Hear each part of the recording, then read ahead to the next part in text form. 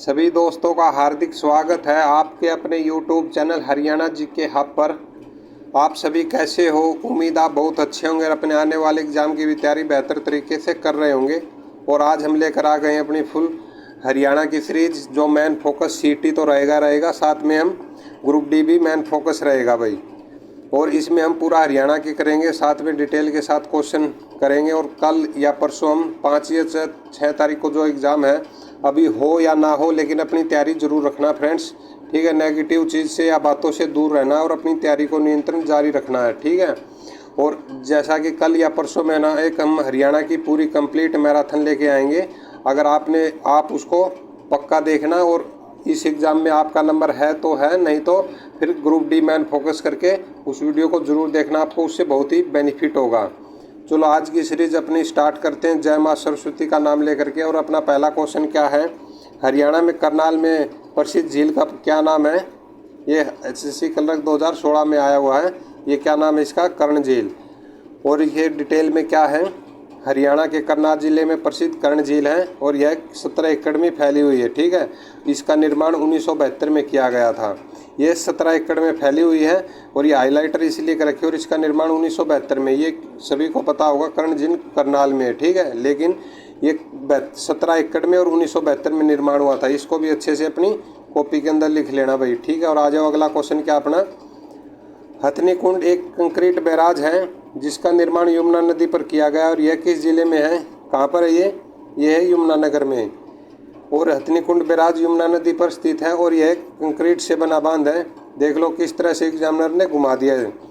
और यह हरियाणा के यमुनानगर जिले में स्थित है और इस बैराज का निर्माण अक्टूबर 1996 और जून 1999 के बीच सिंचाई के उद्देश्य से किया गया है भाई, ठीक है। चलो आ जाओ आगे। अगला क्वेश्चन क्या बोल रहा है भाई।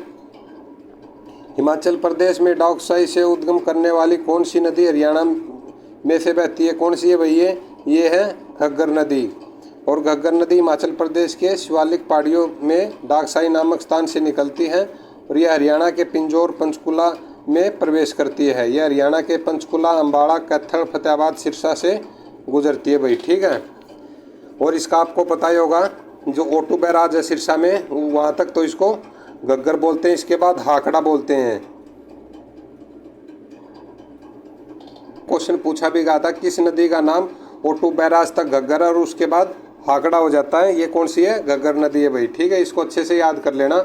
और अपना अगला क्वेश्चन क्या बोल रहा है कि मानसरोवर क्षेत्र में किस नदी का उद्गम हुआ था? किसका हुआ था ये? मानसरोवर में ब्रह्मपुत्र का, ठीक है।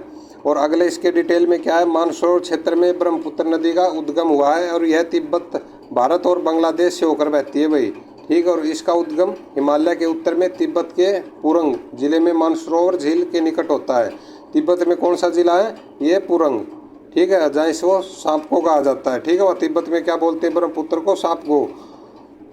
और तिब्बत से बहते हुए यह नदी भारत में अरुणाचल प्रदेश में प्रवेश करती है भाई। चलो भाई आगे आ जाओ। अगला क्या क्वेश्चन है? हरियाणा की टांगरी नदी का उद्गम स्थल कहाँ पर है?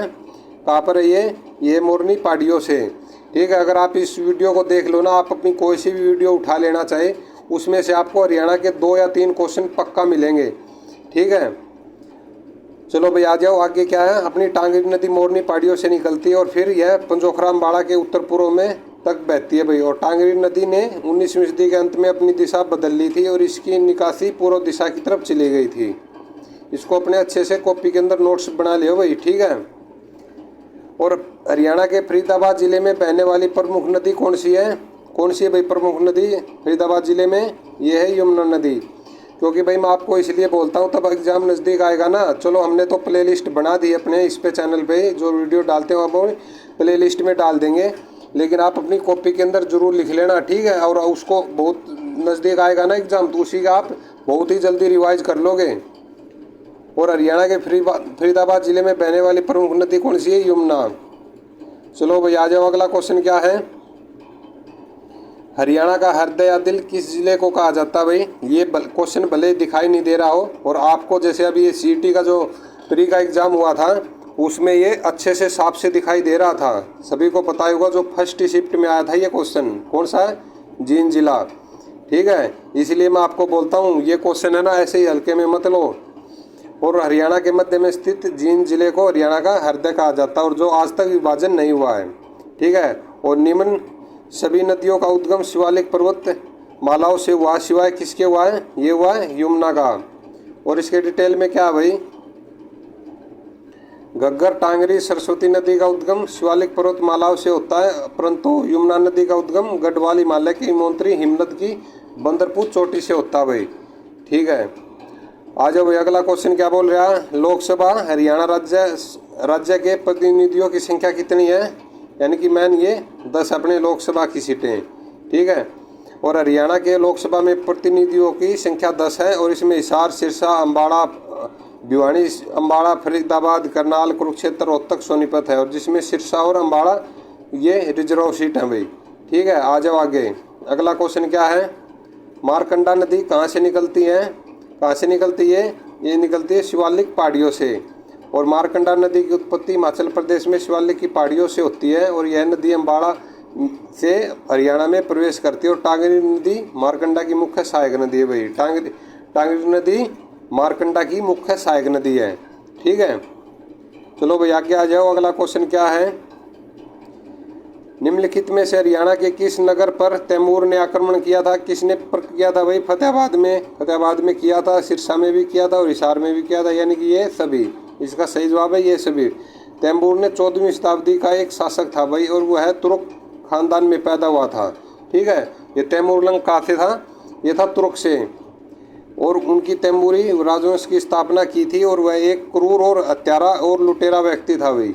और उसका राज्य पश्चिमी एशिया से लेकर मध्य एशिया होते हुए भारत तक फैला हुआ था। और भारत के मुगल साम्राज्य का संस्थापक बाबर तैमूर ही वंशज था भाई। और आगे क्या है? तैमूर ने ना हरियाणा के सिरसा, फतेहाबाद और हिसार जिलों में भी कई बार आक्रमण किए थे और बहुत बार इन्होंने लूटपाट की। चलो भाई आगे आ जाओ। अगला क्वेश्चन क्या है? निम्नलिखित में से किसको हड़प्पा सभ्यता का राखीगढ़ स्थल खोजा गया था? कहाँ पर है ये? ये है हिसार जिले में है ये। ठीक है। और इसके डिटेल में क्या है?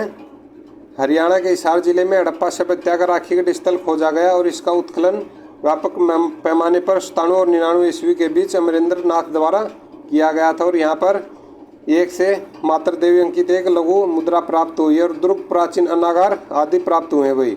ठीक है। और यह सिंधु घाटी सभ्यता का प्रमुख भारतीय क्षेत्रों में धोलावीरा के बाद दूसरा विशालतम ऐतिहासिक नगर है भाई। ठीक है। कोई नहीं, ये 5-4 क्वेश्चन हो गए। चलो ये क्वेश्चन हो रहे, इससे आगे तो साफ ही है। और शिवालिक की पहाड़ियों से हरियाणा प्रदेश का कौन सी नदी निकलती है भाई? घग्गर, मारकंडा, टांगरी और ये सभी, यानी कि ये सभी निकलती हैं भाई। ठीक है। और इसकी डिटेल में देख लेते हैं। घग्गर, मारकंडा, टांगरी नदियों का उद्गम स्थल शिवालिक की पहाड़ियों से है और परंतु यमुना नदी का उद्गम हिमाचल प्रदेश के गढ़वाल हिमालय के हिमोन्त्री हिमनद तक बंदरपुर की चोटी से है। चलो भाई अगला क्वेश्चन क्या है? प्रदेश की कौन सी नहर जगाधरी पोटा साहिब सड़क पर स्थित ताजेवाला नामक स्थान से यमुना नदी से निकलती है? कौन सी ये पश्चिमी और पूर्वी यमुना नहर। और इसमें क्या बताया है? प्रदेश की पश्चिमी और पूर्वी यमुना नहर जगाधरी पोटा सड़क पर स्थित ताजेवाला नामक स्थान से यमुना नदी से निकलती है भाई। ठीक है। और मेरे को भी दिखाई दे रहा, तो भाई आपको कैसे नहीं होगा? ये 300 अपने फ़ोन में ना ये 360 का प्रिंट कर लो, बहुत अच्छे से दिखाई देगा। पढ़ने वालों के लिए ऐसा बहाना नहीं चाहिए भाई। ठीक है। चलो आगे आ जाओ। अगला क्वेश्चन क्या अपना? हरियाणा की कौन सी मौसमी नदी दरिया है जो प्राचीन में अरुणा के नाम से जानी जाती थी? कौन सी थी ये थी मारकंडा। और ये क्वेश्चन कई बार मारकंडा का पूछ लेते हैं नाम और कभी अरुणा बोल के पूछ लेते हैं। ठीक है। ये दोनों है, ये अरुणा या मारकंडा। और हरियाणा की मारकंडा नदी मौसमी नदी दरिया है जो प्राचीन में अरुणा के नाम से प्रसिद्ध थी। चलो भाई आगे आ जाओ। अगला क्या क्वेश्चन अपना? और ये क्वेश्चन भी आपने बहुत बार देखा होगा और अब की बार भी जो सीटी में ये क्वेश्चन फर्स्ट शिफ्ट में आया हुआ था कि हरियाणा की सबसे बड़ी झील कौन सी है? कौन सी है ये तो है तो दमदमा झील, लेकिन पूछ रखा था इसका बड़खल झील का। ये कहाँ? फरीदाबाद में और स्थापना 1947 में। ठीक है। दमदमा झील हरियाणा के सबसे बड़ी झील है। ये 3000 एकड़ में फैली हुई है। ठीक है। और इसका निर्माण 1947 में अंग्रेजों के समय किया गया था। और बड़खल झील फरीदाबाद जिले में स्थित है और सूरजकुंड झील भी फरीदाबाद में है। ठीक है। और यह झील उगते हुए सूर्य के लिए प्रसिद्ध मानी जाती है।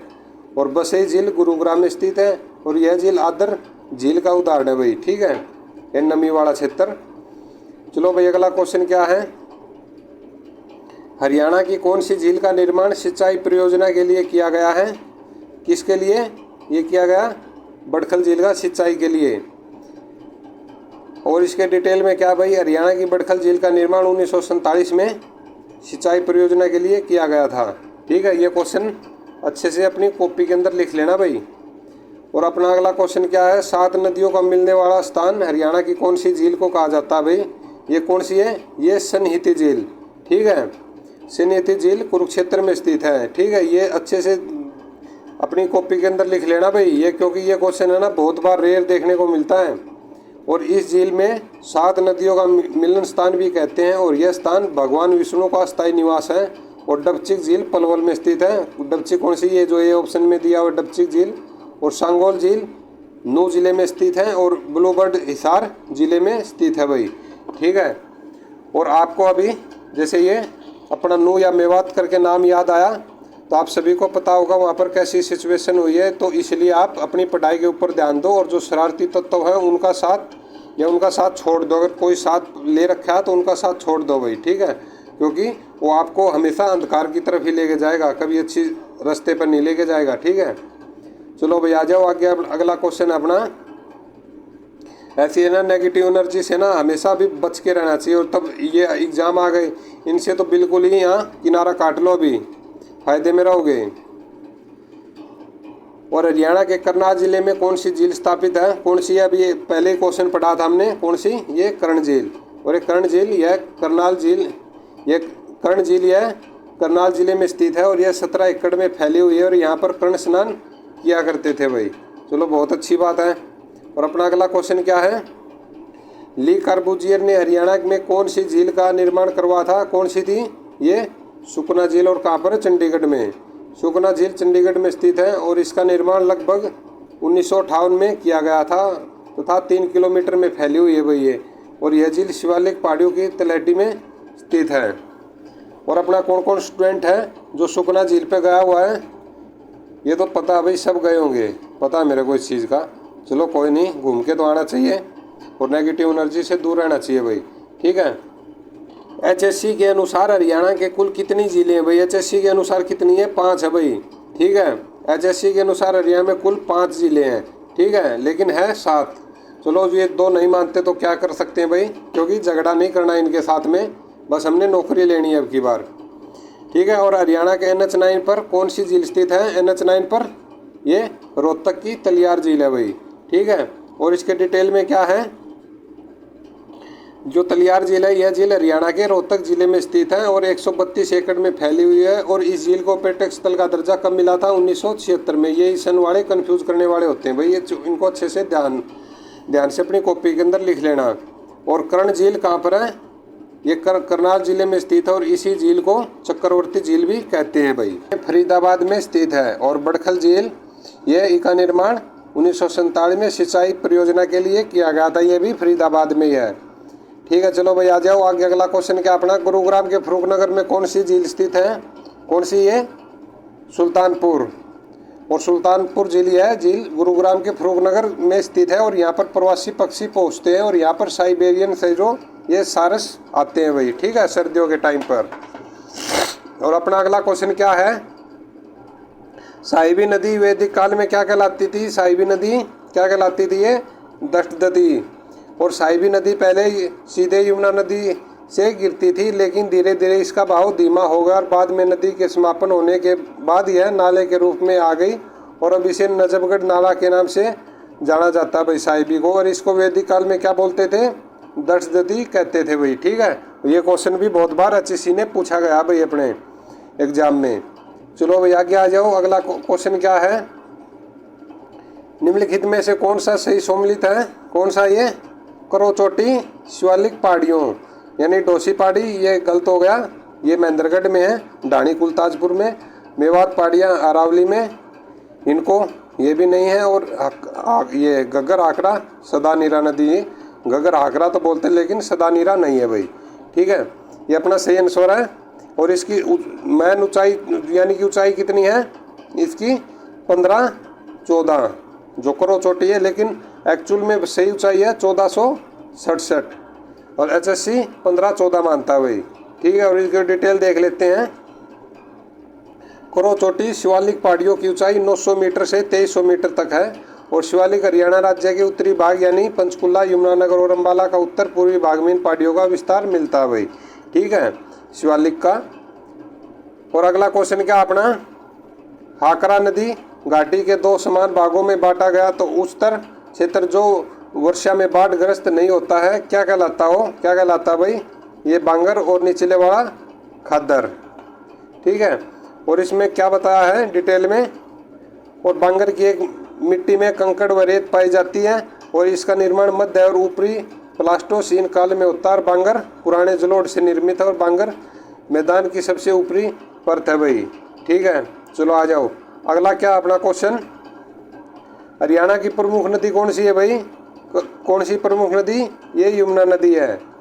और इसके डिटेल में क्या है, यमुना नदी हरियाणा के पूर्व में बहती है और हरियाणा को उत्तर प्रदेश से अलग करती है और हरियाणा में यमुना नदी की लंबाई 320 किलोमीटर है भाई हरियाणा में।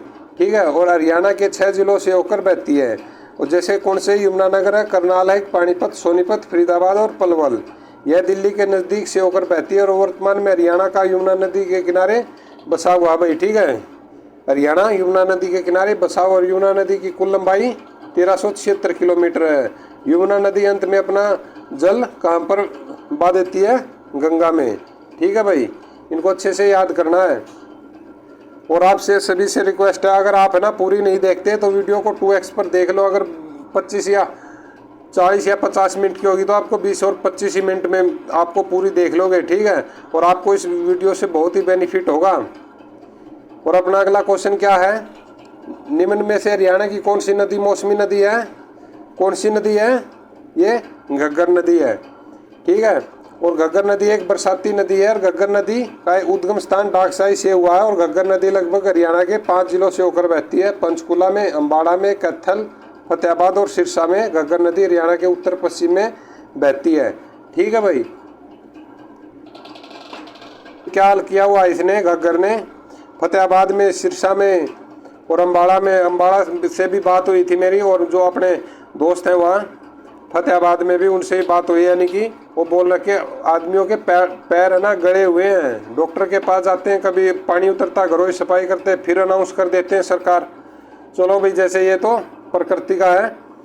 चलो अपना क्वेश्चन अगला क्या है, मारकंडा नदी का उद्गम स्थान कौन सा है? मारकंडा नदी का ये है नान के पास। ठीक है, नान कहाँ पर है? ये हिमाचल प्रदेश का जिला है भाई। व्याख्या क्या है यहाँ की, ये नान के पास है। और मारकंडा नदी का प्राचीन नाम क्या था? अरुणा। ये आपको क्वेश्चन इसी वीडियो में 2 से 3 बार पढ़ा चुके हैं भाई, इसको अच्छे से याद कर लेना। और मारकंडा नदी की कुल लंबाई 90 किलोमीटर है और मारकंडा नदी घग्गर की सहायक नदी भी है। और मारकंडा नदी का मार्कंडेय जो ऋषि था के नाम पर रखा गया भाई।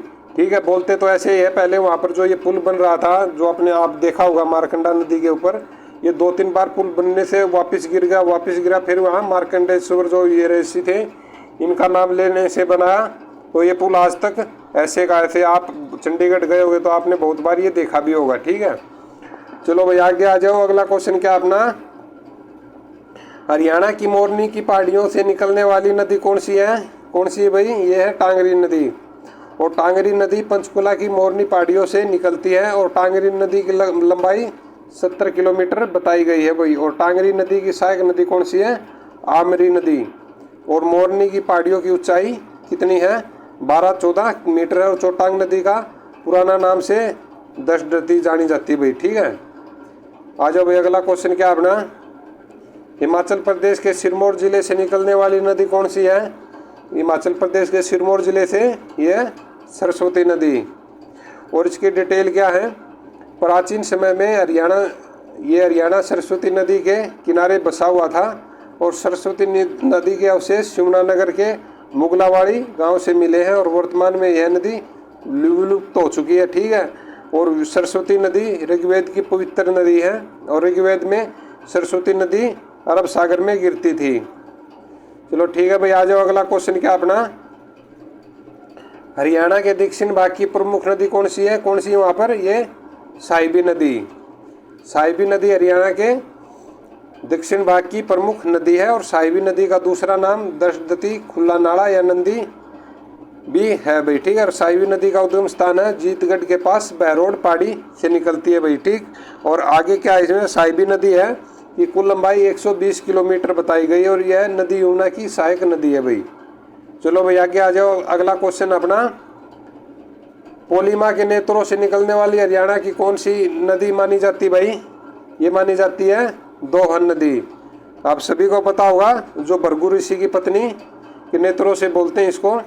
दोहन नदी हरियाणा की एक छोटी सी मौसमी नदी है और माना जाता है कि यह नदी भृगु ऋषि की पत्नी के नेत्रों से निकलती थी और इसी नदी की लंबाई 50 किलोमीटर बताई गई है। आगे आ जाओ। अगला क्वेश्चन क्या है, हरियाणा के पंचकुला की मोरनी पहाड़ियों से निकलने वाली नदी कौन सी है? ये देख लो, 3-4 बार क्वेश्चन ये रिपीट हो गया, कितना इंपॉर्टेंट है ये है टांगरी नदी। टांगरी नदी मोरनी की पहाड़ियों से निकलती है और यह हरियाणा के जिला पंचकुला से निकलती है और अंत में अम्बाड़ा के मुलाना के पास मारकंडा नदी में मिल जाती है और इसकी कुल लंबाई 70 किलोमीटर बताई गई है भाई।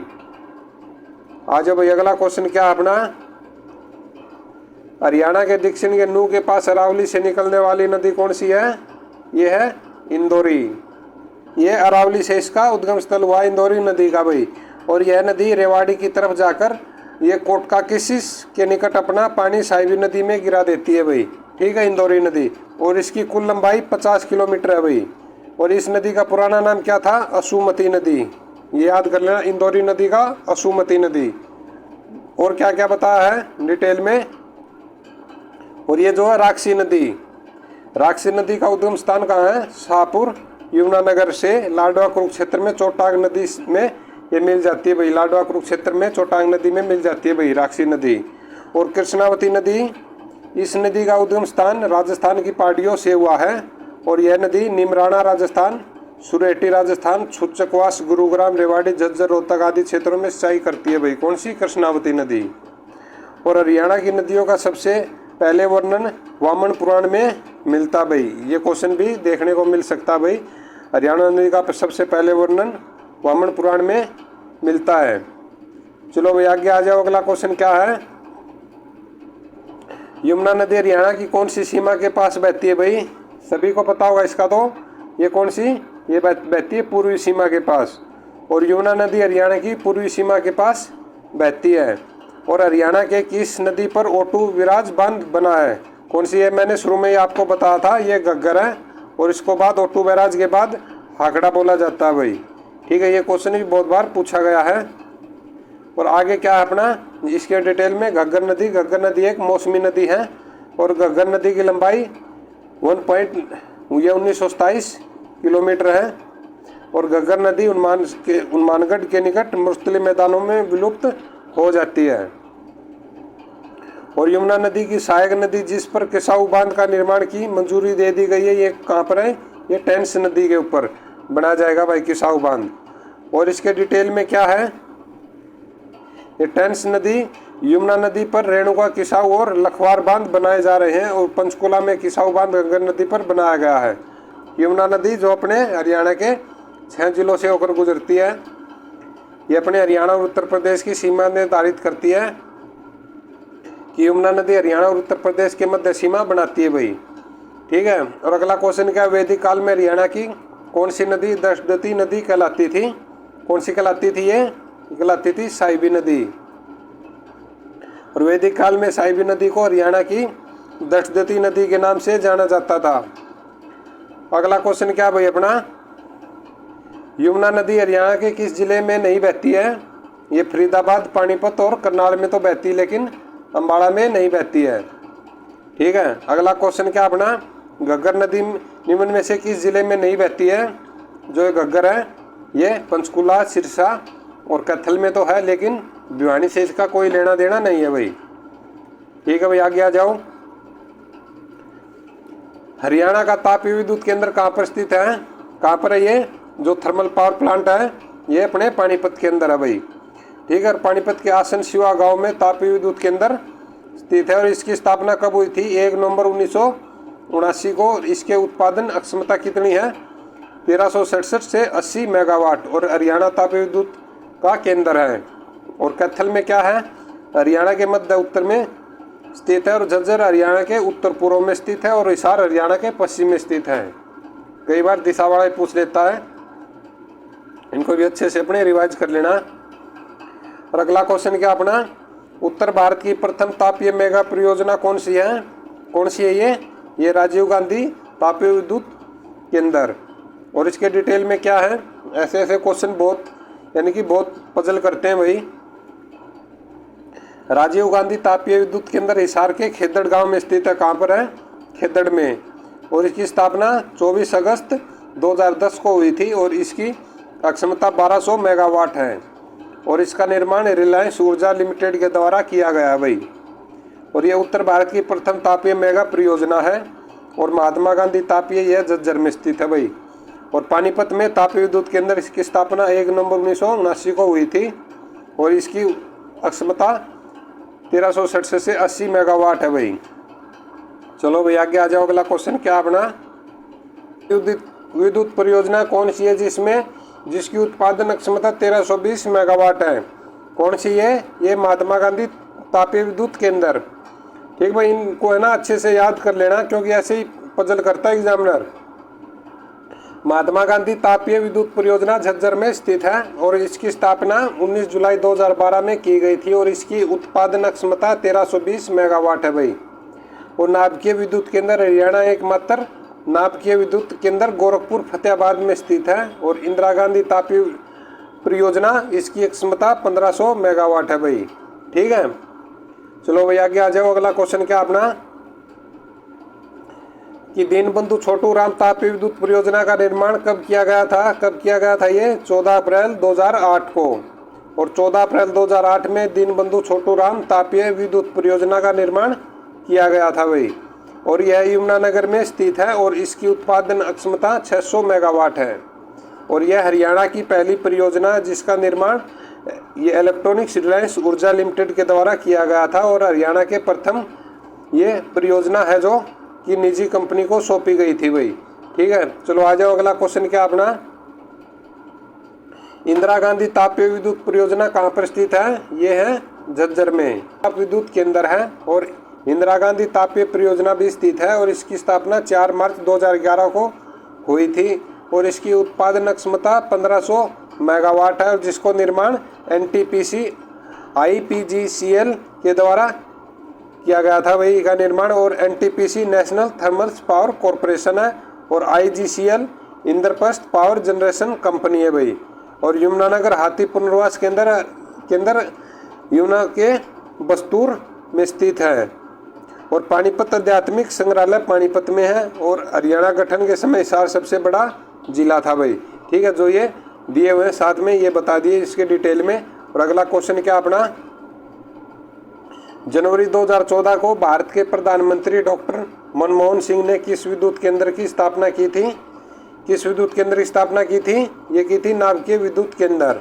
ठीक है, और ये कहाँ पर है? फतेहाबाद में। और नाभिकीय विद्युत केंद्र हरियाणा का एकमात्र नाभिकीय विद्युत केंद्र गोरखपुर फतेहाबाद में स्थित है और इसकी स्थापना 14 जनवरी 2014 के प्रधानमंत्री डॉक्टर मनमोहन सिंह ने की थी और इसकी उत्पादन क्षमता 2800 मेगावाट है और हरियाणा का दूसरा नाभिकीय संयंत्र केंद्र हिसारिया भिवानी में बना जाएगा। प्रस्तावित है भाई, अभी हुआ नहीं है। अगला क्वेश्चन क्या है, ये उत्तर हरियाणा बिजली वितरण निगम लिमिटेड का गठन कब हुआ था? ये मार्च 1999 में गठन हुआ था। ये दो हैं, एक तो दक्षिण हरियाणा है, एक है उत्तर हरियाणा। मार्च 1999 में UHB1 उत्तर हरियाणा बिजली वितरण निगम लिमिटेड का गठन हुआ था और इसका मुख्यालय कहाँ पर है? पंचकुला में। और दक्षिण वाले का कहाँ पर है? हिसार में। चलो भाई आ जाओ, ये चलो आ ही गया। आगे DHB1 का मुख्यालय कहाँ पर है? ये हिसार में स्थित है भाई। ठीक है, और इसमें क्या बताया गया है डिटेल में, DBHBN दक्षिण हरियाणा बिजली वितरण निगम लिमिटेड का गठन मार्च 1999 में हुआ और इसका मुख्यालय हिसार में है। और पानीपत में अमोनिया प्लांट है, जो ये पानीपत है ये ऑप्शन में। कहीं आप सोचो कि सर तो ये एकदम अलग टावर पकड़ जाते हैं, ऐसा नहीं है भाई। और झज्जर में क्या है? ये जो झज्जर है बी में, हरियाणा में मंदिरों का गांव कौन सा? बेरी, झज्जर में स्थित है। और भीमेश्वरी माता का मंदिर भी यहीं पर स्थित है भाई। और भिवानी में इसे पृथ्वीराज चौहान की कचहरी भी कहते हैं, ठीक है, भिवानी को। अगला क्वेश्चन क्या भाई अपना कि शिवालिक पहाड़ियाँ हरियाणा के किस भाग में है? ये है उत्तर पूर्व के भाग में भाई, ठीक है। और क्या बताया गया है? शिवालिक पहाड़ियाँ हरियाणा के उत्तर पूर्वी भाग में है और हरियाणा राज्य के पंचकुला, यमुनानगर और अम्बाला में इनका विस्तार मिलता है भाई। और इन पहाड़ियों की ऊंचाई कितनी है? 15-14 मीटर तक है। एक्चुअली में सही ऊंचाई तो है 1467, लेकिन HSC मानता है 15-14, तो वही माननी पड़ेगी भाई। इनके साथ झगड़ा तो हम कर नहीं सकते। और हरियाणा में सबसे ऊंची चोटी कौन सी है? करो, ठीक। और आपने झगड़ा करके भी देख लिया अभी, केस और सब कुछ करके, तो ये कहाँ मानने वाले हैं भाई।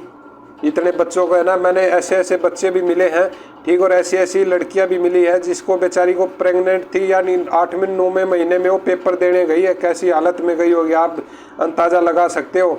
और उस लड़की के ना 59 मार्क्स आए हैं, तब भी वो बहुत परेशान है भाई। उसका नंबर नहीं आया 4 गुना में, जनरल कैटेगरी से। और बहुत सारी लड़कियां जिसके 55, 57, 58, 60 तक है, और ठीक है, बहुत गरीब परिवार से भी बहुत रिलेटेड है। वो यहाँ मेरे पास भी आते थे पढ़ने, 7-8 बच्चे तो मेरे पास आते थे यहाँ पढ़ने, बैठ कर पढ़ के जाते थे। यानी कि वो लाइब्रेरी में तो नहीं, क्योंकि वहाँ पर पैसे देने पड़ते थे, क्योंकि इतना भाई उनका है नहीं गुजारा।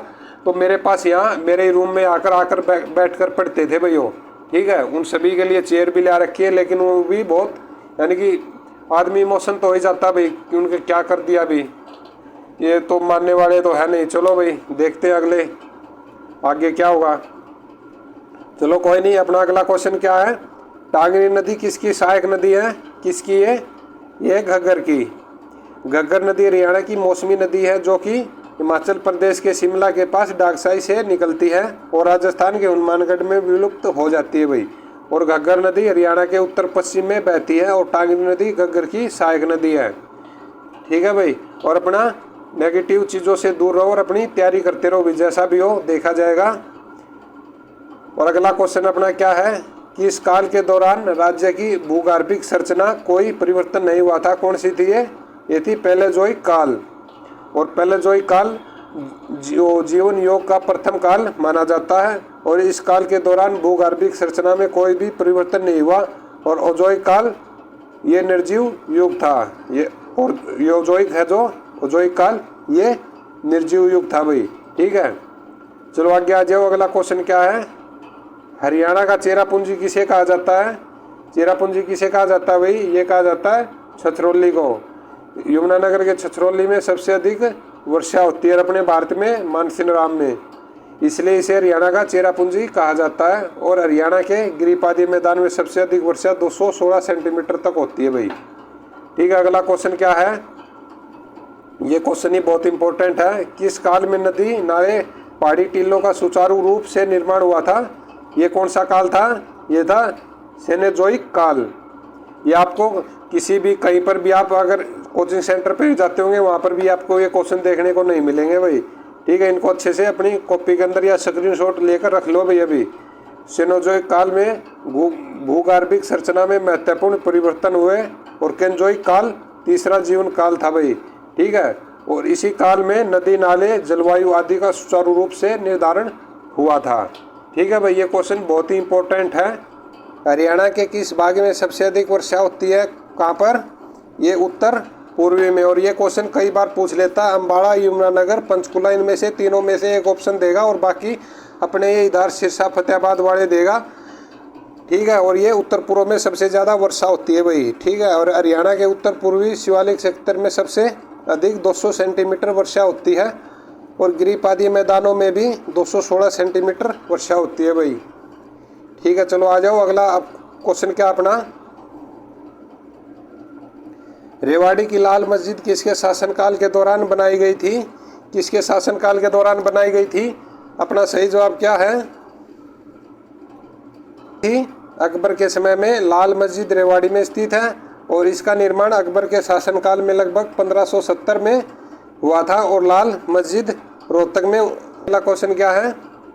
पानीपत का प्रथम युद्ध किसके बीच हुआ था? किसके बीच हुआ था? इब्राहिम लोदी और बाबर के बीच में 1526 को। और बाबर की सेना ने दिल्ली के शासन सुल्तान इब्राहिम लोदी को युद्ध में परास्त किया और यह युद्ध था 21 अप्रैल का 1526 को पानीपत में लड़ा गया था। क्योंकि आपको सभी को पता है ये डेट सबको याद है 1526 में, लेकिन ये किसी किसी को याद है भाई, जो अच्छे डिटेल से पढ़ता है। ये है 21 अप्रैल, ठीक है, 21, 5, 14, ये तीन तारीख थे, 21, 5 और 14 जनवरी, 5 नवंबर और 21 अप्रैल। और हरियाणा की प्रमुख नहर कौन सी है? कौन सी है? ये पश्चिमी यमुना नहर, ठीक है। अपना सही जवाब इसका पश्चिमी यमुना नहर। और पश्चिमी यमुना नहर की क्या डिटेल है भाई? पश्चिमी यमुना नहर है ना, हरियाणा की सबसे बड़ी और पुरानी नहर है और इस नहर का उद्गम स्थान लगभग 1879 को यमुना नदी के पश्चिम किनारे से ताजावाला नामक स्थान से हुआ था भाई। और इसकी हरियाणा में कुल लंबाई कितनी है? ये हरियाणा तो नहीं आना चाहिए था, यानी कुल 1326 किलोमीटर है। और पश्चिमी यमुना नहर लगभग हरियाणा के 5 लाख हेक्टेयर भूमि पर सिंचाई करने का काम करती है भाई, ठीक है। और आगे क्या है? ये भाखड़ा नहर, यह नहर हरियाणा की दूसरी बड़ी नहर है। जवाहरलाल नेहरू नहर भाखड़ा नहर से निकाली गई है। और गुरुग्राम नहर दिल्ली के ओखला नामक स्थान से निकाली गई है भाई, ठीक है भाई। चलो आ जाओ आगे। और अपना अगला क्वेश्चन है, निम्नलिखित में से हरियाणा की दूसरी सबसे बड़ी नहर कौन सी है? कौन सी है? ये भाखड़ा नहर ही है। और इसके डिटेल में क्या बताया भाई? जो हरियाणा के टोहाना फतेहाबाद में प्रवेश करती है भाखड़ा नहर, और टोहाना को नहरों का नगर भी कहा जाता है। ये क्वेश्चन भी बहुत बार आ चुका है भाई, ठीक है। और टोहाना को कैनाल सिटी भी कहा जाता है। और ये आगरा नहर है जो, ये बी ऑप्शन में, इस नहर को यमुना नदी से निकाला गया है भाई। और मुगल नहर, ये पश्चिमी यमुना नहर का ही नाम है भाई, मुगल नहर। चलो आगे आ जाओ भाई। हरियाणा की जीवन रेखा निम्न में से कौन सी नहर को कहा जाता है? कौन सी नहर को कहा जाता है? ये कहा जाता है सतलुज यमुना लिंक नहर को।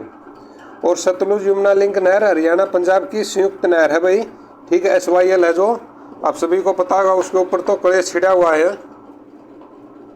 और इस नहर की कुल लंबाई 212 किलोमीटर है। और पंजाब में इस नहर की कुल लंबाई 121 किलोमीटर है।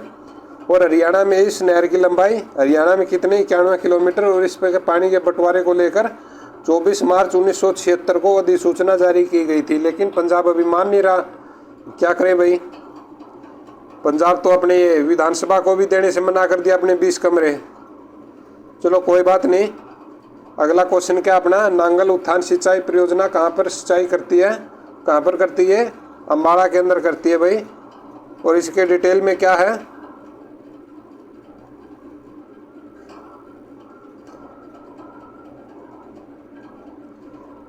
इस परियोजना से अम्बाड़ा में सिंचाई करवाई गई है। इससे पहले यहाँ पर वर्षा पर निर्भर थी भाई। जो वहाँ की कृषि थी पहले, वहाँ वर्षा पर निर्भर थी भाई। और भिवानी सिंचाई परियोजना भाखड़ा नहर से निकाली गई है। और इसकी लंबाई कितनी, 220 किलोमीटर है। और इस नहर को वीरेंद्र नारायण चक्रवर्ती नहर भी कहा जाता है भाई, ठीक है। हरियाणा की कौन सी परियोजना भिवानी के ऊंचे क्षेत्रों में सिंचाई करती है? कौन सी है? ये है जोई नहर। जोई नहर परियोजना इन्हें भाखड़ा नहर से निकाली गई है। और इसकी कुल लंबाई 170 किलोमीटर है भाई। और इसका दूसरा नाम क्या है? बंसीलाल नहर, ठीक है भाई। जोई नहर का दूसरा नाम क्या है? बंसीलाल नहर। और नरवाड़ा सिंचाई परियोजना भाखड़ा नहर से निकाली गई है। और इससे भाखड़ा नहर से निकाली गई है। और इससे हरियाणा के जींद जिले में सिंचाई की जाती है भाई। चलो अगला क्वेश्चन क्या अपना, जवाहरलाल नेहरू नहर हरियाणा के किस जिले में सिंचाई करती है? क्योंकि आप आज ये नहरों के सभी क्वेश्चन कंप्लीट हो जाएंगे आप, क्योंकि ये पढ़ के ऐसा दिमाग खराब तो हो रहा होगा, लेकिन वाक्य में सच्चाई है ये भाई। ऐसे क्वेश्चन पूछे जाते हैं और ये क्वेश्चन आए हुए हैं, ठीक है। और इसका सही जवाब क्या है? महेंद्रगढ़। और जवाहरलाल नेहरू नहर महेंद्रगढ़ जिले में सिंचाई करती है। और इस नहर में पहली बार 1976 में पानी छोड़ा गया था। और यह नहर भाखड़ा नहर से निकाली गई है। और गारंटी के साथ है भाई, इनमें से अगर क्वेश्चन आपको ना मिले ना तो भले ही आकर के मेरे सिर में 100 जूते मार दियो, ठीक है। चलो अगला क्वेश्चन क्या है भाई, हरियाणा के गुरुग्राम और फरीदाबाद जिले में कौन सी नहर सिंचाई करती है? कौन सी है भाई? ये दिल्ली के ओखला से निकाली गई है गुरुग्राम नहर। और हरियाणा के गुरुग्राम और फरीदाबाद जिले में प्रमुख गुरुग्राम नहर सिंचाई करती है भाई। और हरियाणा की बंसीलाल नहर कहाँ सिंचाई करती है? कहाँ पर करती है भाई? ये करती है भिवानी और रेवाड़ी। अगर आपने क्वेश्चन ध्यान से पढ़ा हो तो पहले 2-3 क्वेश्चन पहले ये डिटेल में करवा भी था। बंसीलाल नहर को भिवानी नहर भी कहा जाता है। और भिवानी रेवाड़ी है नहर, भिवानी रेवाड़ी रेल मार्ग के लगते खेतों में सिंचाई करती है भाई। ठीक है, ये क्वेश्चन पूछा गया था और उसमें बच्चे बहुत ज़्यादा पजल हुए थे। और अगला क्वेश्चन क्या है, हरियाणा की इंदिरा गांधी नहर किसको कहा जाता है भाई? ये किसे? लोहारू उत्थान सिंचाई परियोजना को। इसके डिटेल में क्या है, लोहारू उत्थान सिंचाई परियोजना, इसे भाखड़ा नहर से निकाला गया है। इसकी कुल लंबाई कितनी? 225 किलोमीटर है और वर्तमान में यह भिवानी जिले में स्थित है भाई। ठीक है, और भिवानी उत्थान सिंचाई परियोजना लंबाई लगभग 220 किलोमीटर है भाई। और नांगल उत्थान सिंचाई परियोजना से अम्बाड़ा में सिंचाई करवाई गई है भाई। और अम्बाड़ा जिले में सबसे ज़्यादा वर्षा होती है। ठीक है, और अगर स्थान पूछा जाए तो छछरौली में सबसे ज़्यादा वर्षा होती है भाई। अगर स्थान पूछ ले वैसे अम्बाड़ा में, और वैसे स्थान ही पूछ ले तो ये छछरौली जो यमुनानगर का, इसलिए छछरौली को हरियाणा का चेरापूंजी भी कहा जाता है भाई। चलो अगला क्वेश्चन क्या है। चलो आज की अपनी सीरीज तो हो गई है ख़त्म, और आपको अपनी ये सीरीज कैसी लगी? मेन फोकस अभी ग्रुप डी पे करेंगे, जिसको अब की बार ग्रुप डी का क्लियर करना है भाई। ठीक है, और सब तो ये हो गया है। ठीक है, ये जो अपनी हिस्ट्री भी थी और नहरों का, इससे आगे हम अब कृषि का करेंगे शुरुआत। कल से हम कृषि का लेकर आएंगे, या फिर परसों कर लेंगे अपनी मैराथन क्लास, यानी कि कल या परसों में से एक दिन हम मैराथन क्लास करेंगे, क्योंकि 5 और 6 को अगर एग्ज़ाम हो गया तो बहुत ही बच्चों की हेल्प होगी। और आप अपना फीडबैक जरूर बताना आपको वीडियो कैसी लगी। और आपने अभी तक वीडियो को लाइक नहीं किया तो वीडियो को लाइक और अपनी वीडियो को शेयर जरूर करना फ्रेंड्स। जय हिंद, जय भारत।